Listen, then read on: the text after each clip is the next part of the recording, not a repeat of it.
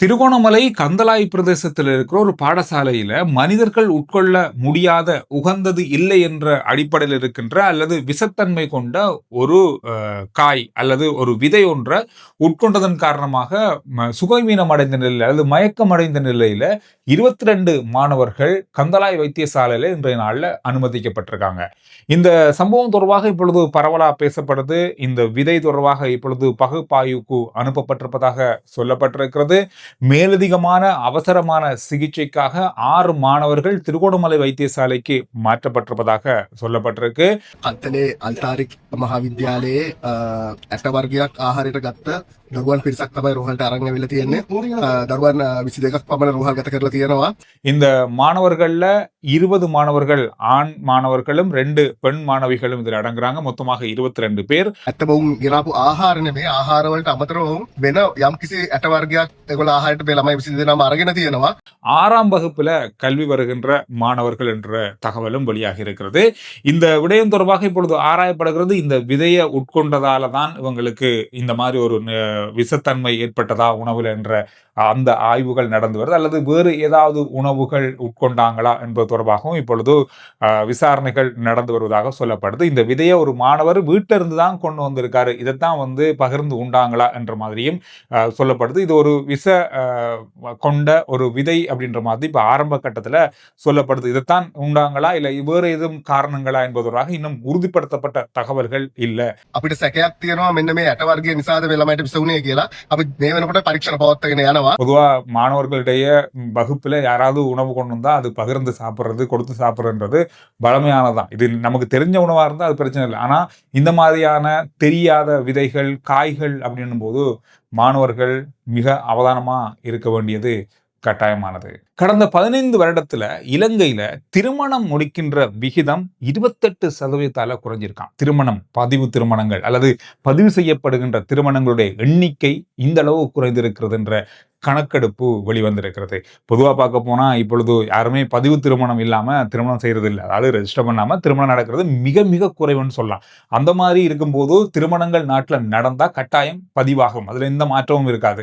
அந்த அடிப்படையில கடந்த 2010 இருந்து 2025ஆம் ஆண்டு வரைக்குமான காலப்பகுதிக்குள்ள எடுக்கப்பட்ட இந்த கணக்கெடுப்புல 28.3% திருமண பதிவுகள் இல்லாமல் போயிருக்கிறது அல்லது திருமணங்கள் நடக்காமல் போயிருக்கிறது. 2,985 திருமண பதிவுகள் நடந்திருக்கிறது 2010ஆம் ஆண்டு. அதுக்கப்புறம் 15 வருஷத்துக்கு பிறகு போன வருஷம் 2025ல 1,44,182 பதிவுகள் தான் நடந்திருக்கிறது.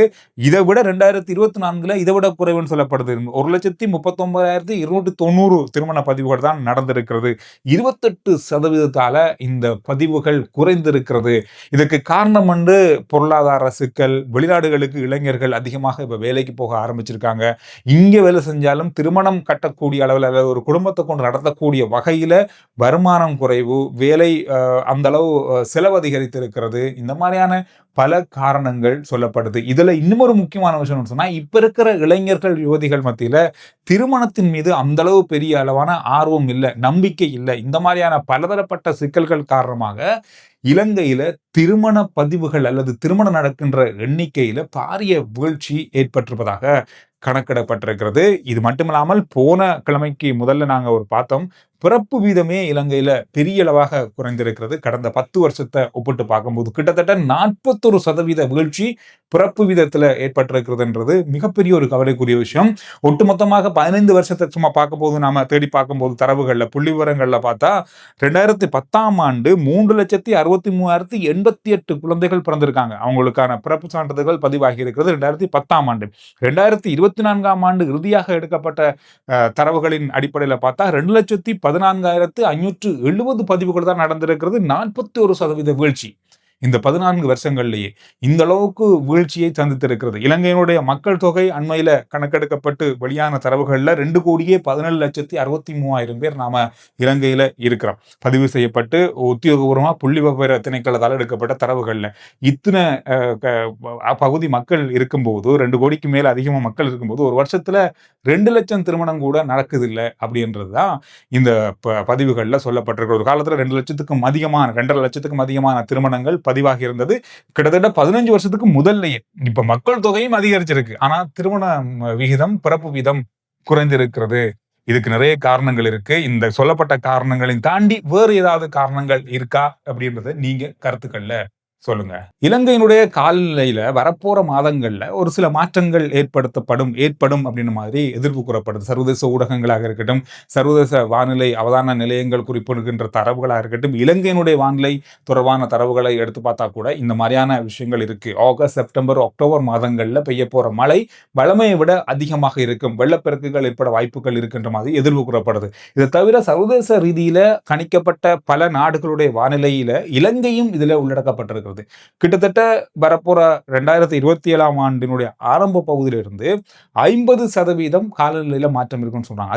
50% மழை அதிகரிப்பு இருக்கும். வெயிலா இருந்தா வெயில் 50% இருக்கு. என்னென்ன காலநிலை அந்தந்த காலத்துல இருக்குமோ அது 50%மாக அதிகரிக்க வாய்ப்புகள் இருப்பதாக எதிர்ப்பு கூறப்பட்டிருக்கு. முன்னாள் பொலிஸ்மா அதிபர் விக்ரமரத்ன அவர்களுடைய இறுதிக்கிரிகை இன்றைய நாள்ல நடைபெற்றது.